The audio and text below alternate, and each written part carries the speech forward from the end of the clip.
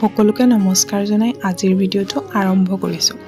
আজি 1 বছৰ আগৰ কথা, 2024 চনৰ সেই দিনটো আমাৰ বাবে বৰ বিশেষ। আমি মা দেউতা হৈছিলোঁ।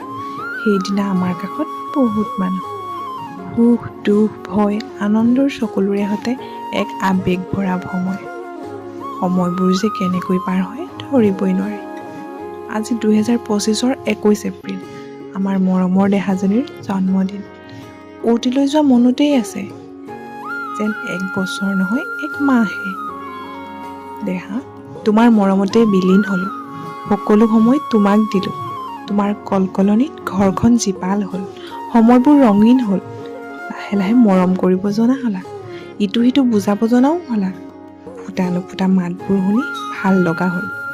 আৰু এতিয়া তোমাৰ অকণ অকণ ভৰিৰে থুপুক থাপাককৈ যাব পৰা হ'লা। দেহাজনী এবছৰীয়া হ'লা। শেষত জন্মদিনৰ বহুত বহুত শুভকামনা, লগতে মৰম আশীৰ্বাদ সকলো। আপোনালোক সকলোৱে আশীৰ্বাদ কৰিব যাতে তাই ভাল মানুহ হয়।